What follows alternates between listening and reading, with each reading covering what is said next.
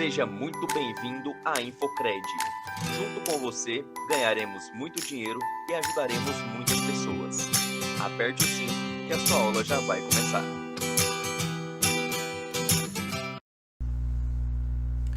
Fala galera, beleza? Bora para nossa aula agora de número 3.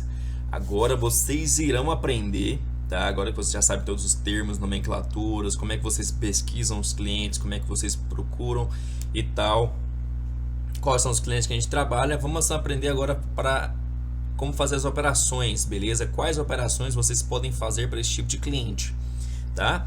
E a primeira operação que eu quero apresentar para vocês é a operação de portabilidade, beleza? É a operação um pouco a mais complexa que a gente tem, então vou tentar deixar essa aula bem dinâmica. Ela vai ficar um pouco longa, mas vocês irão aprender rapidinho como é que funciona a portabilidade, beleza? Para não deixar dúvidas na cabecinha de vocês. Bora lá então. O que é portabilidade? Portabilidade nada mais é do que você vender um empréstimo já feito em um banco para outro banco. Ah, como assim, Matheus? Você pega a dívida de um banco e porta para outro banco, entendeu? Qual que é a vantagem de você fazer uma portabilidade? A portabilidade permite que uma dívida seja transferida de um banco para outro. A mudança pode ser por conta de uma oferta de juros mais interessantes ou um atendimento mais cordial, por exemplo. Então, por exemplo, o banco ali é muito burocrático, não consigo falar com eles, não consigo resolver nada, o atendimento deles é péssimo e tal. Pode portar para um banco que vocês têm preferência. Isso, o cliente ele tem essa autonomia, ele tem esse poder, tá, de estar fazendo a portabilidade dele para outro banco que seja de agrado dele, entendeu? E nessas operações pode liberar um valor positivo para ele, um troco que a gente chama, certo? Nessa transição pode liberar um troco devido a essa taxa de juros aqui, ó, mais interessante. No cálculo vocês irão aprender melhor como é que funciona isso. E o que o banco ganha fazendo a portabilidade? O que o banco ganha trazendo o cliente pro banco dele, comprando a dívida, certo? O banco ganha o seguinte: o cliente não estava pagando a taxa de juros para um banco, agora o cliente vai passar a pagar a taxa de juros para ele, entendeu? O cliente estava pagando a taxa de juros para o banco A e agora vai passar a pagar a taxa de juros para o banco B. Isso para o banco B é muito vantajoso. Por quê? Porque ele estava ganhando a taxa de juros em cima do cliente, entendeu? Ele está lucrando em cima do cliente. Então para o banco é muito vantajoso, beleza? Como é que funciona, por exemplo? Olha só, o cliente ele tem um empréstimo no banco A, ele tem uma parcelinha lá no banco A que ele fez um empréstimo, certo? E ele quer portar para o banco B. Nessa transição de transferir a parcela dele do banco A para o banco B, o banco B pode liberar um troco positivo para o cliente. Por quê? Porque às vezes o cliente já pagou uma grande quantidade de parcelas do banco A, entendeu? Bora ser mais claro para vocês entenderem. Olha só. Ou também pode ser que as taxas do banco B sejam mais vantajosas do que quando o cliente fez o empréstimo no banco A. Beleza? Olha só. Exemplo. Vou usar o exemplo de bancos mesmo. Vamos supor que o cliente fez um empréstimo na Caixa Econômica Federal numa taxa de juros de 2%. Se ele portar essa parcela que ele fez, esse empréstimo, para o Banco Itaú, que a taxa de juros dele está menor, o cliente vai receber um troco por isso, certo? Porque se ele paga 500, olha só para vocês verem a lógica. Se ele paga R$500 na Caixa Econômica Federal e pegou R$30 mil em dinheiro, pagando uma taxa de juros de 2%, se ele paga esses mesmos R$500 na taxa de juros pela metade, ele vai pegar o quê? Vai pegar o dobro do dinheiro, entendeu? Pegaria o dobro do dinheiro. Na prática é exatamente assim? Não, porque existem taxas embutidas lá quando a gente faz o coeficiente. Lembra lá da materinha de coeficiente? Então, existe taxas acopladas a esse 1% aqui que deixa essa porcentagem no final das contas um pouco maior, entendeu? Só que também aqui existe taxa, tá? Então vai ser vantajoso para o cliente pegar a parcela dele e mandar para o Itaú, porque aqui o Itaú vai pagar a dívida dele na Caixa, vai comprar a dívida dele da Caixa, certo? E vai liberar um troco. Por que chama troco? Porque o Itaú comprou a dívida do cliente da Caixa e liberou um troco, porque a taxa de juros do Itaú é menor, entendeu? Bora lá então. Isso aqui pode ser para qualquer tipo de banco, tá? Para qualquer operação. Existem as regrinhas da portabilidade de cada banco em específico. Vocês têm que perguntar para mim, eu para mandar no suporte da Infocred, para que vocês consigam identificar quais são os critérios de cada banco para fazer a portabilidade, beleza? Então bora lá então. E tem como o banco A negar fazer essa portabilidade? Fala, não, a parcela o cliente fez aqui, ele não vai sair daqui enquanto ele não quitar a dívida comigo. Não tem como, tá? É um direito do cliente decidir aonde é que ele vai deixar a parcela dele. Obviamente que existe pré-requisitos que o cliente também tem que atender. Todo mundo tem seus direitos e tem seus deveres, né? Então, por exemplo, se o cliente pegou lá um empréstimo hoje na Caixa Econômica Federal, ele vai conseguir portar amanhã? Não vai conseguir. Existem regras de cada banco e o cliente tem que ele é orientado e sabe como funciona tudo isso na hora que ele vai fechar o contrato com o banco. Fechou? Bora lá então. Bora para um exemplo prático, beleza? Para vocês entenderem mais ainda como é que funciona essa transição. João fez um empréstimo no banco A de 96 vezes. 96 vezes é a quantidade de vezes que ele vai pagar essa parcela de R$500. Então ele vai pagar R$500 em 96 vezes, beleza? 96 vezes de R$500 por mês. E ele quer fazer uma portabilidade para o banco B. João já pagou 20 parcelas desse empréstimo. Como descobrir quanto João pode pegar nesta operação? Então, beleza, então. O que a gente precisa para fazer o cálculo? Quais são os dados que a gente precisa para fazer o cálculo? A gente precisa da taxa de juros do banco B, porque ele vai portar a parcela dele para o banco B, então eu tenho que saber se a taxa de juros do banco B é vantajosa, tá? E aí a gente vai analisar vários e vários bancos e ver qual que é a taxa de juros do banco mais vantajoso para ele levar a parcela dele para o banco mais vantajoso, entendeu? Por isso que eu não especifiquei nomes aqui de banco, tá? Ele pode levar para qualquer tipo de banco, desde que seja mais vantajoso para o cliente. E nós temos a nossa responsabilidade de orientar o cliente qual que é o melhor banco, beleza? Ele vai precisar do coeficiente do banco B. Lembra lá na materinha de coeficiente que ele precisa de saber qual que são os dados, qual que é a taxa de juros, qual que é o coeficiente do banco B, para que você consiga, antes de falar para o cliente, consiga fazer os cálculos para saber qual que libera para o cliente e tudo, tá? Então você tem que ter tudo isso em mãos para você já chegar e apresentar a proposta completa para o cliente, beleza? Você vai precisar do valor de parcela do banco A para fazer o cálculo, tá? Isso aqui com certeza nessa altura do campeonato você já vai ter, porque você vai ter o contra-cheque dele e tudo. Futuramente a gente vai ter a aula agora de identificar contra-cheque e tal, ver o contra-cheque, analisar contra-cheque. Vai ter uma aula também específica para isso para vocês, beleza?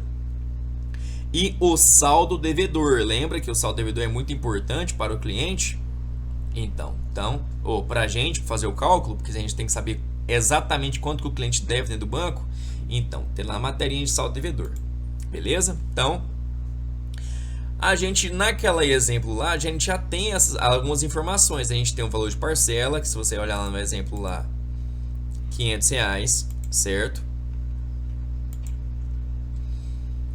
A gente tem um saldo devedor mensurado. Esse saldo devedor mensurado aqui é um cálculo básico que a gente faz, eu mensurei, eu até coloquei aqui, ó, mensurado, mas vocês não podem fazer cálculo exato, vocês não podem fazer cálculo com o saldo devedor mensurado para o cliente, tem que ser sempre exato, tá? Isso aqui é só para fundos acadêmicos, tá bom? E se você quiser saber como é que você faz o saldo devedor mensurado, vou deixar aqui embaixo no link o vídeo que eu vou explicar para vocês como faz o saldo devedor mensurado. Mas é só para você ter uma noção, tá, de quanto liberaria para o cliente, para você já começar a fazer um cálculo mais rápido, entendeu?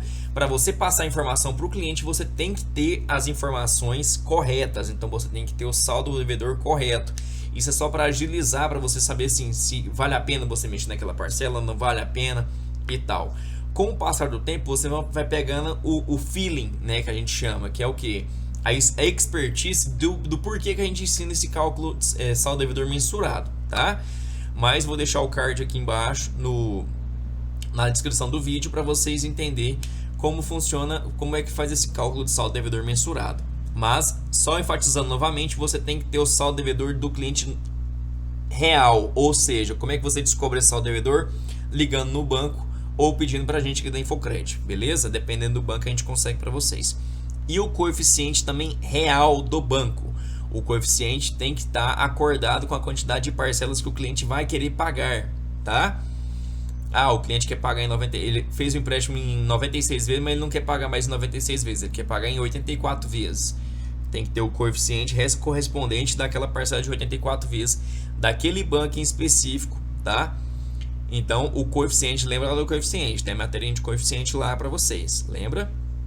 Se você tiver dúvida, volta lá no vídeo lá e enfatiza isso aqui, tá? Só lembrando vocês que a gente vai ter no final do curso, tá? A gente vai ter uma provinha para vocês saber se vocês realmente aprenderam, tá? Se tudo tá fixado na cabecinha de vocês, para que vocês já consigam fazer as operações reais com os nossos clientes. Aí depois dessa prova você já vai começar a receber lista de clientes e tudo, para você começar a trabalhar e ganhar dinheiro conosco, fechou? Então preste bem atenção nisso aqui, beleza? Qual que é a estrutura do cálculo? Você vai pegar a parcela e dividir pelo coeficiente correspondente, certo? O coeficiente que você escolheu, beleza? Para fazer a operação para o cliente, que corresponde à proposta que você quer criar para o cliente, beleza? Então você pega a parcela e divide pelo valor, tá? Vai dar o valor de contrato. Esse valor de contrato é muito importante também vocês entender o que é esse valor de contrato, beleza? Então, aí depois vocês pegam o valor de contrato e diminui o saldo devedor, que vai dar o troco líquido para o cliente, beleza? Bora lá, por exemplo, prático. R$500 dividido por 0,01700 dá 29.411,76 centavos, beleza? Bora aqui pegar a calculadorinha aqui para vocês verem que eu não estou de papo furado. R$500 dividido por 0,01700 é igual a R$29.411,76 centavos, beleza? Esse é o número de contrato. Por que é importante vocês saberem o número de contrato? O que é o número de contrato? Porque existe bancos que eles falam assim, olha, se o contrato for acima de R$20 mil, a minha taxa de juros é tal, é 1%. Se o contrato for abaixo de R$20 mil, minha taxa de juros é 2%. Então, você sabendo o que é o valor de contrato, você vai saber se você consegue aplicar esse cliente na taxa de 2% ou na taxa de 1%. E aí você vai usar o coeficiente específico para essas taxas, entendeu? Na taxa de 1%, eu vou usar o coeficiente aqui da taxa de 1%. Vai dar mais de R$20 mil? Se sim, ótimo, já consegue uma boa oportunidade para o cliente. Se não, usa a taxa de juros de 2%, beleza? Para estar fazendo esse macete. Geralmente, isso é falar para vocês aqui como é que funciona. Geralmente a gente sempre usa o coeficiente mais baixo, tá? A gente sempre usa o coeficiente com a taxa de juros menor, tudo menor, para ver o que libera para o cliente, entendeu? Mas aí não deu o valor de contrato que que o banco libera essa taxa de juros. Aí você vai ter que usar um coeficiente maior. Ah, Matheus, mas vai diminuir ainda mais o valor que eu vou liberar para o cliente. Beleza, mas infelizmente as regras dos bancos é eles quem cria, beleza? Ah, tem outro banco para aportar? Se não tiver, se tiver aquele banco lá em específico, a gente tem que usar aquele banco de acordo com as regras dele, beleza? Mas aqui vocês vão olhar, analisar. Não são todos os bancos que tem essa regrinha, tá, de valor de contrato, mas dependendo do banco, vocês têm que saber qual que é o valor de contrato, qual que é o valor que dá nesse cálculo aqui, para vocês saberem se vocês conseguem liberar uma taxa de juros melhor ou menor para o cliente, beleza? Vocês pegam o valor de contrato aqui, certo? E diminui o saldo devedor. Diminuindo o saldo devedor, que é o que? Esse valor aqui, o banco B vai pagar para o banco A. Você não está tirando a parcelinha do banco A e está transferindo para o banco B. Não está fazendo isso na portabilidade, não está portando para o banco B. Então o banco B vai quitar a sua dívida no banco A, certo? Então aqui você está fazendo um novo empréstimo no banco B, certo? Você está fazendo um novo empréstimo de... Você vai pagar R$500 em 96 meses na taxa de juros correspondente do banco B, e o banco B vai pagar o seu saldo devedor para o banco A, e pagando o seu saldo devedor vai liberar o troco, beleza? Que é o que? R$ 2.811,76. Conseguiram entender? Então, na verdade, o banco B vai comprar sua dívida no banco A, e o que sobrar de dinheiro é o seu troco, é o troco do cliente, entendeu? Então, exemplo, olha, para vocês verem, vocês fazendo empréstimo no banco A, no banco B, vocês pegariam R$ 29.411. Só que como você deve no banco A, o banco B vai pagar a sua dívida no banco A, certo? E vai te dar o troco dessa operação de R$ 2.811,76. Entenderam agora? Pois é. Então, é bem simples esse processo de portabilidade. E qual que é o prazo, geralmente, que a gente pede para o cliente para fazer essa operação de portabilidade? O prazo, geralmente, é de até 15 dias úteis, porque é uma transação entre bancos, entendeu? O banco A tem que liberar o saldo devedor para o banco B, tem que liberar um boleto para o banco B pagar, entendeu? São transações entre os bancos. Aí o banco B tem um prazo para pagar esse saldo, entendeu? Então esse trâmite todo finaliza em até 15 dias úteis, dependendo do banco, mas sempre pergunta a Infocred para saber qual que é o prazo real do momento, beleza? Então é muito importante vocês entenderem isso. Entendeu como é que funciona o processo de portabilidade? Se vocês não entenderam, volta aqui no vídeo, vê mais uma vez. Tentei deixar bem claro para vocês, bem dinâmico, tá? Mas o nosso modelo de cálculo tenta fazer aí vocês mesmos, tá? Na casa de vocês, pega um rascunho e faça, e a gente vai ter uma avaliaçãozinha no final do curso para saber se vocês entenderam tudo certinho, entendeu? Para que a gente comece a passar clientes para vocês e tudo, para vocês fazerem essas leituras de contra-cheque e fazer as operações para vocês ganharem money, cash, beleza? Bastante, se Deus quiser, beleza? Então essa foi nossa aula de portabilidade e até a próxima aula.